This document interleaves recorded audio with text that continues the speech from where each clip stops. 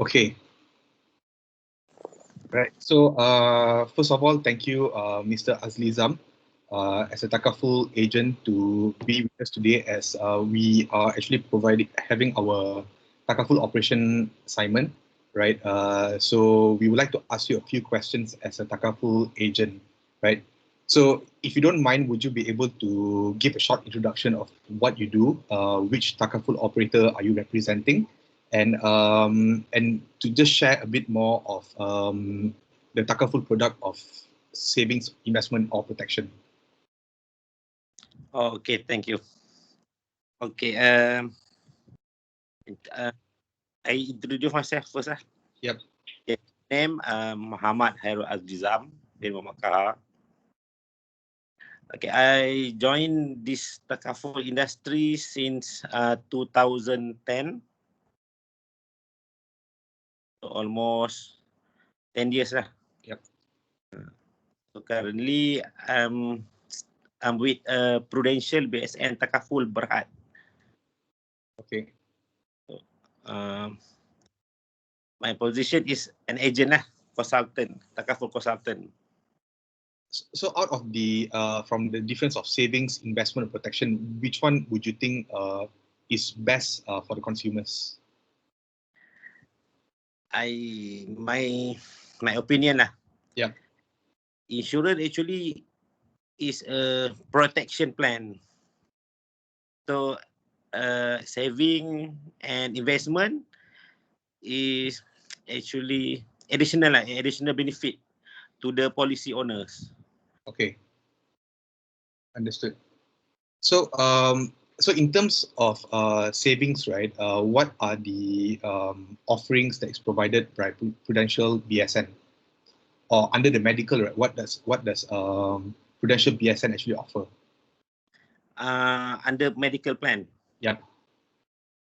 Okay, under medical plan, Prudential BSN Takaful offer a policy, a Takaful plan with a medical card benefits. Okay. So whoever the policy owner, if you want to admitted at a private hospital, can use lah the medical card. Okay, and same goes as the savings and investment, right? So it will be a certain fund into the savings and investment. Of course. If you read the brochure, actually, the first 6 years, the allocation more to the medical fund. So after 6 years, 7 years above, some of the allocation they put in the saving and investment. Okay, understood. So the first question is, what is the underwriting process and procedures for this Takaful product? Okay, basically, underwriting process. Yep.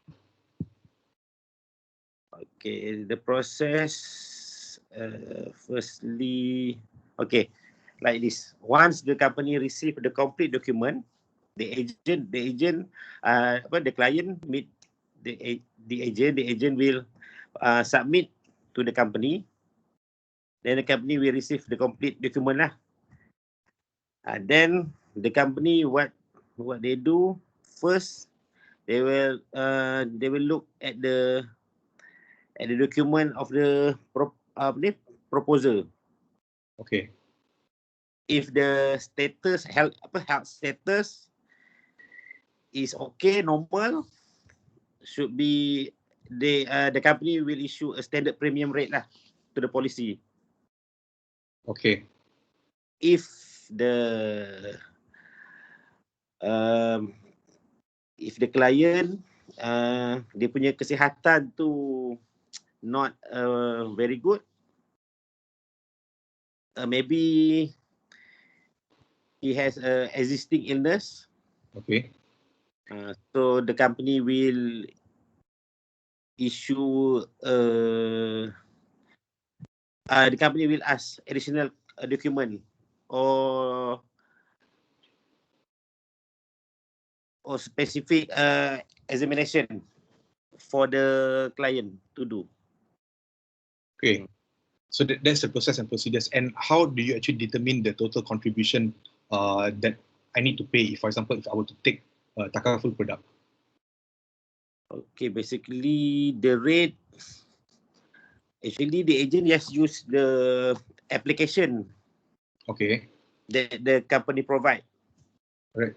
Under Prudential Business Takaful, we Okay. using Peru BSN Mobility at in the iPad. Okay. So is there any certain calculation tak kalau we want to count the total contribution? Okay, details yang kita perlu, we need to put in the apps, name, birthday, smoking or not, Okay. occupation. Okay. Okay, let's say under, okay, I explain under smoking. Yep.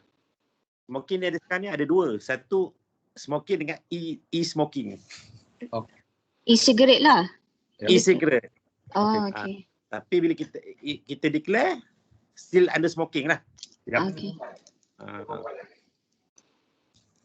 Okay, then the occupation. Occupation tu kena detail lah. Let's say the engineer kena tahu engineer mechanical ke, electrical ke, civil ke. So lagi dia punya apa field work dia pun kena tahu detail. Okay. Dia dekat plant ke, dekat factory ke, power plant ke. Okay. Alright. Okay. So Aida or Putri, do you want to ask the next questions? Sekejap, I nak tanya, basically macam nak apply this in Takaful insurance, do agent need to know the income also from the participant? Is it they manage to, how much they can pay ke apa ke? Agent kena dapat info tak? Sebab macam tadi tak ada pula dalam list. Okay. Apa? Apa details yang perlu? Yep. Banyak tau. Okay saya sebut ya. Boleh. Okay. First, information and documents lah. Okay. Perlu untuk kita nak submit satu proposal tu, kita kena ada nama, birthday date tu ataupun IC number lah. Lepas tu kita nak dia punya occupation, email, annual income, address. Annual income, company address. Dia punya weight, height, dia punya current health current condition, existing illness. Okay. Dia pernah admit ke tak ke? Okay. Let's say if the agent got macam let's say health current condition and then existing illness, report ni agent just ambil from the take from the participant or the agent also verify from the hospital ke from the clinic yang they claim that report ke just ambil directly from the participant only? Is it ada counter check ke? Okay, like this. When agent submit the proposal, so the company if dia punya health condition tu tak ada history, so company akan request report ataupun any related document lah ya. Contoh dia kalau dia pernah admitted, company akan minta dia punya discharge summary. First agent akan minta klien lah kalau dia ada kopi. Kalau tak ada, agent boleh bantu klien. Kita minta consent letter pada klien, kita pergi hospital lah request. Dapat consent daripada klien lah. The PDP. Okay. Request. Right. Okay.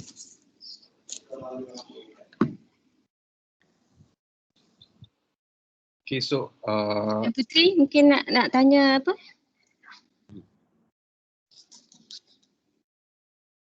Apa nak? Yang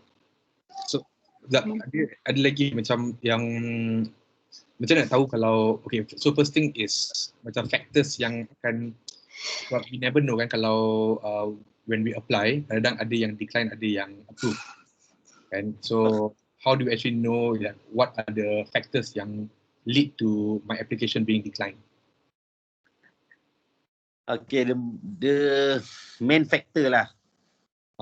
Health apa existing ataupun health condition dia. Tapi, for example, if I'm young, and let's say I'm young tapi I have like macam high cholesterol ke, diabetes ke, will that be a factor of my application being declined? Maybe decline, maybe not. Actually there are a few question lah. Dia akan tanya. Tapi tak adalah soalan tu dia tanya direct berapa persen kita punya kolesterol, itu dah terlalu detail. Dia akan tanya roughly like this. Pernah admit atau pernah dekat masih ada rawatan. Kita punya sakit tanya sakit ni sakit Parkinson, cancer, dia akan tanya satu-satu illness. So declare, dia akan tengoklah biasanya. Okay, contoh saya bagi case, kalau high blood pressure maybe boleh lepas ataupun loading ataupun approve. Dia depend sebab every insurance company ni dia ada rate. Kita punya illness tu dia ada risk yang set lah. So dia akan check lah, dia akan request kita buat medical check up untuk sama ada approve ataupun loading. Maksud dia let's say klien tu apply RM200, loading company kata kita approve you punya sakit yang dah ada, tapi premium will be 250. Extra 50. So the loading premium. Okay, faham. Tapi yang paling biasa decline tu illness tu biasa diabetes lah. Tapi diabetes dekat decline, protection hibah decline. Biasanya lah.